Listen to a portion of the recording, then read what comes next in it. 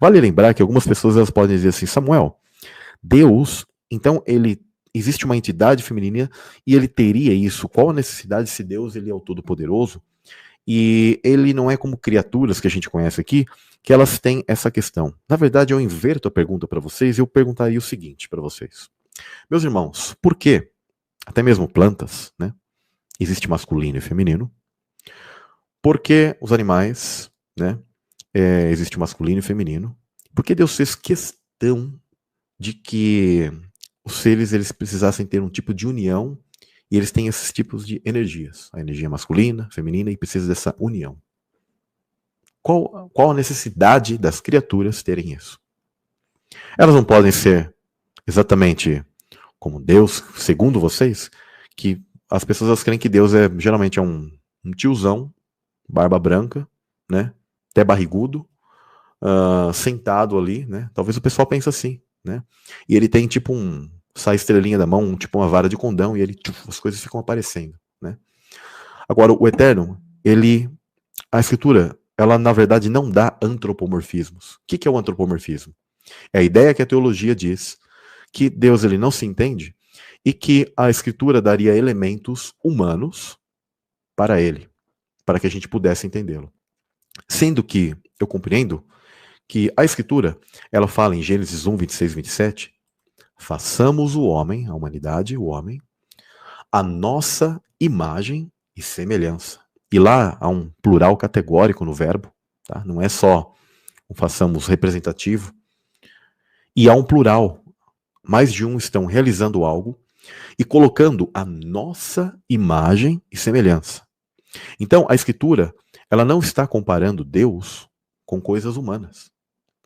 A escritura que está dizendo que nós somos a imagem e semelhança dele. E é interessante que, quando fala sobre ter domínio, e macho e fêmea os formam.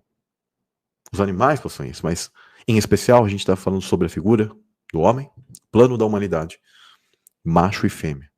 Eu pergunto para vocês qual a necessidade, o porquê Deus ele desejou que houvesse um homem, uma mulher, de silhuetas diferentes, de formas de mentalidade diferente e de funções diferentes, mas que se completam e formam um errado, uma unidade, né? Essa unidade composta que eu acho linda. Alguns negam, né?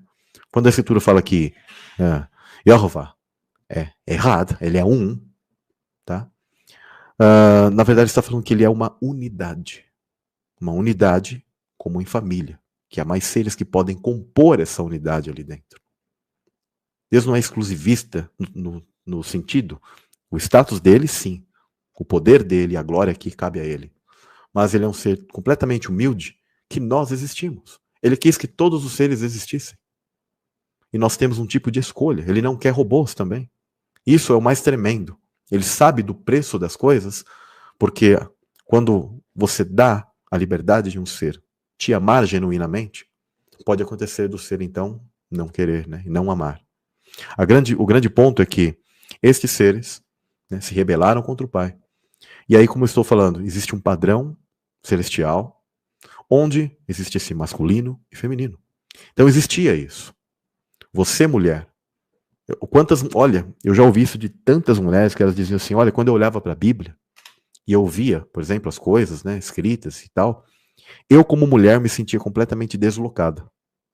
É porque roubaram isso de você, né? Roubaram isso de você porque na verdade sempre existiu esse entendimento.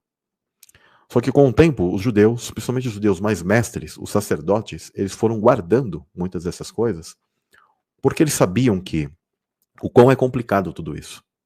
Percebam que no Éden, a queda, Satanás ele vai o quê? Na mulher, né? Para iniciar a queda. A gente consegue entender então por esse tipo de história e por muitos padrões das mitologias semíticas que estavam naquela área ali, dos babilônios, etc. Eles sempre contam de uma entidade, não é só dos cananeus. Há mais mitologias que falam sobre uma entidade pai, patriarca, onde ele possuía um tipo de entidade feminina que estava ao lado dele, e essa entidade feminina se volta contra ele e cai. Gente, eu quero que vocês sejam sinceros. Há algum tipo de porquê nisso? Há um padrão nisso. Então eu quero que vocês apenas analisem de uma maneira simples, e vocês analisem que, assim como nós temos isso aqui, a Escritura fala que as coisas daqui são sombras das coisas celestiais. No Velho, no Novo Testamento eles falam isso. Há muitos padrões disso. E nós que somos a imagem e semelhança, macho e fêmea, a masculino e feminino. Agora há um grande pudor de Deus sobre essa questão do feminino. Percebam que o homem ele sempre é o quê? Ligado ao elétrico, ao dador. É o semeador, é o que dá a semente. A mulher é aqui, pega isso aqui, nela é semeado, né? Magnética, é criativo, dela vai germinar.